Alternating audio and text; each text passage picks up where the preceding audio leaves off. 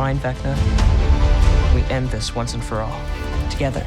There's been a lot of grousing from critics and audiences alike that it's taken Matt and Ross Duffer 9 years to bring Stranger Things, their ode to 80s nostalgia and sci-fi storytelling, to a close. But the thing about Stranger Things as a series is that as soon as fresh chapters drop, you remember exactly why it's worth waiting 3 years and 4 months for new episodes. Pound for pound, the Duffers, their collaborators, and their stellar cast use their time away to deliver impactful character moments, surprising mythology twists, and emotional stakes on a level that few blockbuster movies can even hope to achieve. I'm Tara Bennett, and this is my review of Stranger Things, Season 5, Part 1. I need you to fight one last time. Let's end this, kid.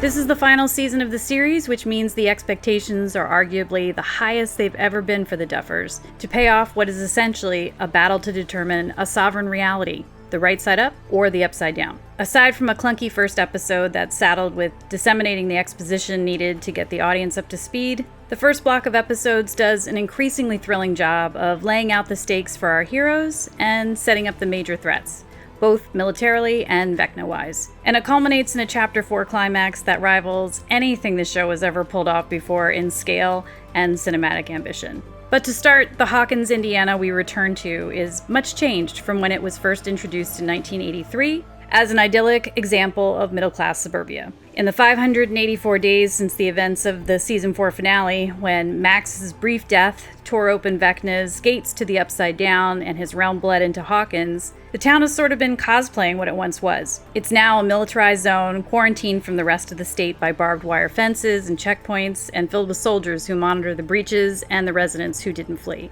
Amongst the stubborn Midwestern remainers are Joyce Byers, her kids, the Wheelers, the Sinclairs, the Hendersons, Robin, Eleven, and Hopper. Our familiar players have a shared secret purpose, operating under the radar of their fellow citizens in the military while trying to figure out what's become of Vecna, who has essentially disappeared since Max went into her coma. Under the powerful transmission tower of the WSQK, or Squawk, radio station, Nancy, Steve, Jonathan, and Robin work to use the site's equipment and remote location to plan covert Vecna scouting missions for Hopper and the Upside Down. All the while, Mike, Lucas, Will, and Dustin continue to go to school but assist as lookouts and field support during operations. In general, the United Allies are as purposeful and organized as they've ever been, with the exception of Dustin, who hasn't been the same since the death of his buddy Eddie Munson. In the aftermath, he's become bitter, angry, and defensive of Eddie, who is still vilified by their community for his perceived demonic pursuits through the Hellfire Club.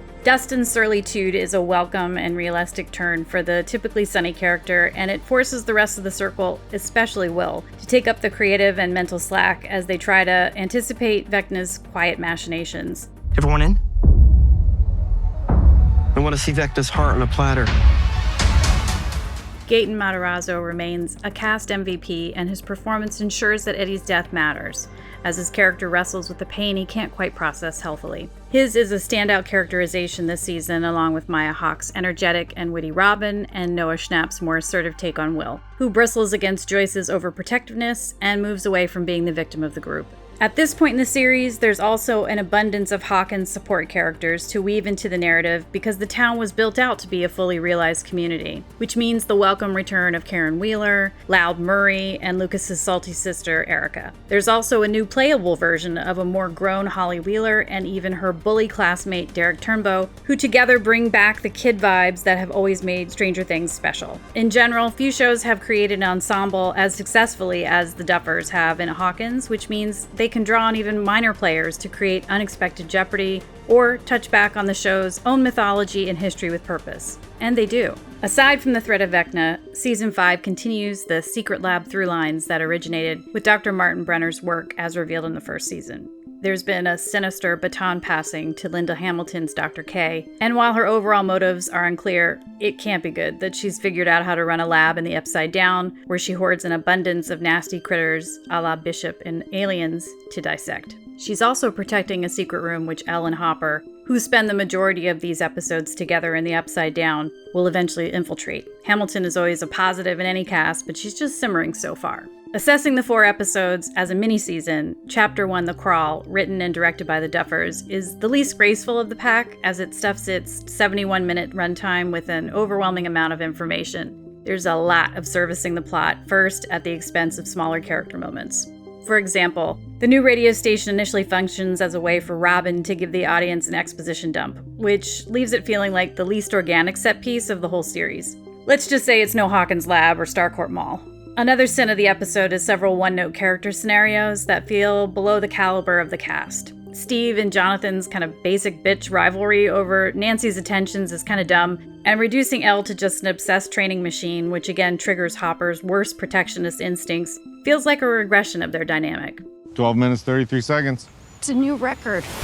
Reset it! However, the Duffers get their mojo back by Chapter 2, The Vanishing of Holly Wheeler, which returns the series to its horror roots. It opens with a terrifying Demogorgon attack that evokes one of the most memorable scenes in Poltergeist, and immediately puts 3 longtime characters in mortal jeopardy. The episode also signifies a more natural return to the show's multiple plot structure, where the Duffers are able to balance their large ensemble by clustering characters together on their own missions. One of the freshest pairings is having Will and Robin together. As he's exploring his reactivated connection to Vecna, Robin's independence and confidence gives him not only someone to look up to, but also the only person he can talk to about his burgeoning same-sex feelings. The legendary Frank Darabont, director of The Shawshank Redemption and The Mist, directs Chapter 3, The Turnabout Trap, which lets him rip with period piece elements, commando-style action sequences in the Upside Down featuring Elle and Hopper, and the establishing of Holly as the unexpected focus of Vecna's attentions. Darabont gets to showcase the quiet menace of Jamie Campbell Bower's Henry persona, and show his prowess in working with kids. He's also gifted with framing an excellent reveal at the end of the episode that puts wind in the sails of the whole show heading into the climactic last episode, Chapter 4, Sorcerer. The Volume 1 finale, written and directed again by the Duffers, is equal parts love letter to Madeleine L'Engle's teen sci-fi classic A Wrinkle in Time, and to 80s action films. Sadie Sink's Max returns to the story changed, yet even more admirable in her role as protector of Holly and relentless fighter against Vecna. And then the episode shifts into action mode, with the climax featuring some of the brothers' finest work on the series, rivaling prior season finales for its sheer scale and consequential reveals. It also exceeds what's come before in Stranger Things' depiction of graphic violence, so be warned if you're watching with younger viewers. There's a lot to admire here about how the Duffers blend their converging storylines into a propulsive The Great Escape meets Children of Men mashup sequence. Using one-ers and exceptional pacing in the edit, this is an audacious closing battle that dares to cross-cut between an upside-down jailbreak of children with a Demogorgon orgy of violence. It leaves things on a breathless note, but sets the viewers up for the last 4 episodes with a clearer understanding of Vecna's plans, an unexpected realignment of how Will's simmering connection might flip the power dynamic, and provides a path for Max's return to the fold. There's also a fantastic callback to Season 2 that might rectify one of the show's more controversial story arcs. Fans will be feeling the high of the cliffhanger, while knowing there's only a month before the story gifts audiences with a series resolution. After what we've been through, this thing, it ties us together forever. Stranger Things Season 5 Volume 1 is getting an 8. After an unwieldy, exposition-heavy first episode, the Duffers quickly find their groove again, making this a great start to the final season. These 4 episodes are a welcome return to the town and the characters of Hawkins. The fight against Vecna takes a new path, and the show's tone has matched the maturing of its cast and the experiences of its characters. You are going to help me. One last time. Hey everybody, thank you for checking out this review of Stranger Things Season 5 Volume 1. I'm Clint Gage, executive producer for Entertainment Video here at IGN, and joining me, the reviewer herself, Tara Bennett. Tara, how's it going? Hey Clint, it's great to see you. It's good to see you. It's been a minute since we've actually seen each other. I know, it's these kind of face-to-face things are lovely. Yeah, they really are. They really are. So I guess just to jump right into the review, first of all, how much have you enjoyed Stranger Things sort of as a series overall? And how sad are you to see it ending? Yeah, I bought in from the very beginning.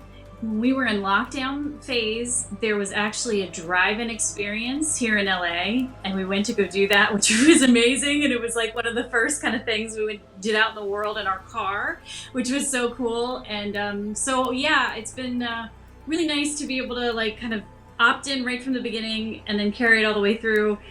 It has been a long time.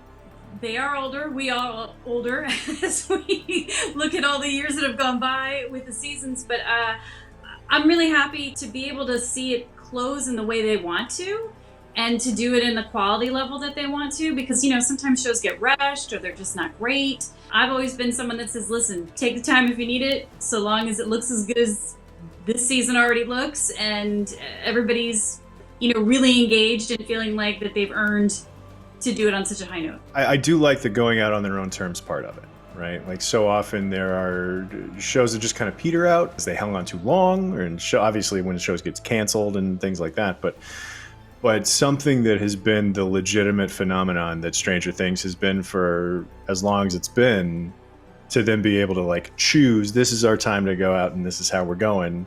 It's pretty cool. I think it's also great that the showrunners still wanted to be on it. Like, listen, plenty of people knock Game of Thrones, but I think they were really exhausted and it felt like it. And, you know, the ending was reflective of that. So I so far was kind of like holding my breath with this first block of episodes for Stranger Things, and I don't feel like they feel tired. So that's good to see. It does bring up the question, like, in the process of reviewing, like, just the first 4 episodes of this final season of a series like this, you know, do you want to review these episodes kind of more specifically in a vacuum, or do you feel you want to weigh them even more against the other 4 seasons and all of the baggage that comes with that? It's a really good question, just because I think we all have our favorite ways for something that's meant something to us to end. I think it's a little difficult to come into anything that you've really enjoyed all along the way and think independently of what you compare it against, that I hope it at least matches this. So I definitely felt that coming into this, and I said in the beginning of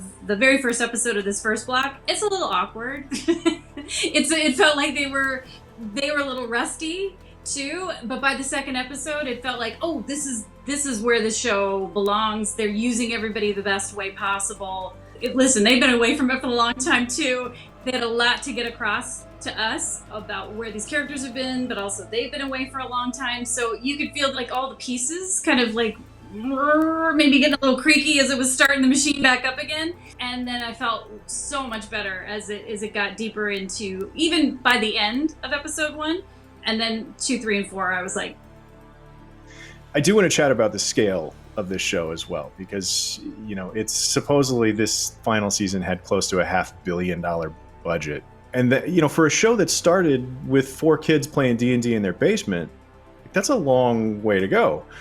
And you did touch on this in your review, but like, how well do you think these episodes are balancing that sort of like, this is what we connected to this show with in the first place, like that kids in the basement energy, you know, balancing that with the scale of a big budget Hollywood finale? Yeah, you know, I think the mythology and the real acceptance of showing what the Upside Down looks like, and then certainly showing Vecna. If you want to have a character that has to have certainly a lot of augmentation with CG, but also be based in prosthetics, but then you have to really buy that they're from another world, that I'm also watching performance. You know, we've all, I think, seen CG characters where they're not really selling it, or you go, wow, you know, they didn't really go to the best place to maybe make that character. And I think when you watch it, you really can get lost in the performance, and you can get lost that Vecna is somebody that I'm really believing is with them. And that's a good choice. That's a good choice between physical, that's a good choice between how much to augment with VFX. And I think once your mind snaps away from the belief, it's really easy for you to lose your engagement with the show. And I don't think they've done that. I think they've made sure that if we're going to put our money into stuff, they put it into the right things. And I feel like still a lot of this series feels really practical. It feels like landscapes, neighborhoods.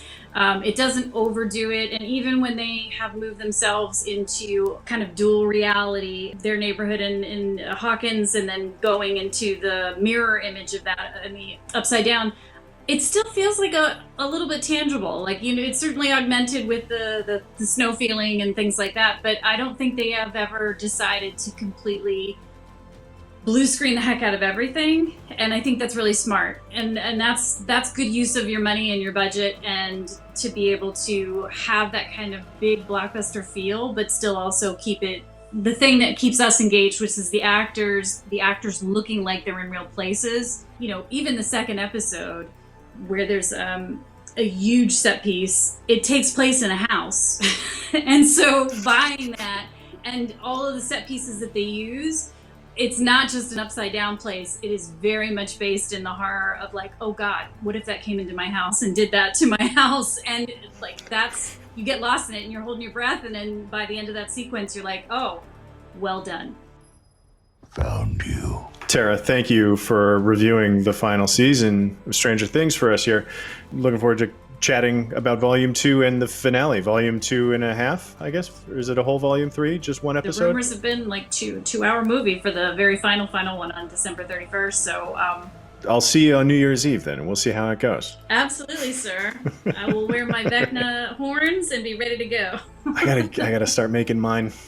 I'm already behind on my Vecna horns. But also, thank you to you out there for watching. And for more on Stranger Things, for more film and TV reviews, be sure to subscribe to IGN wherever you like to watch.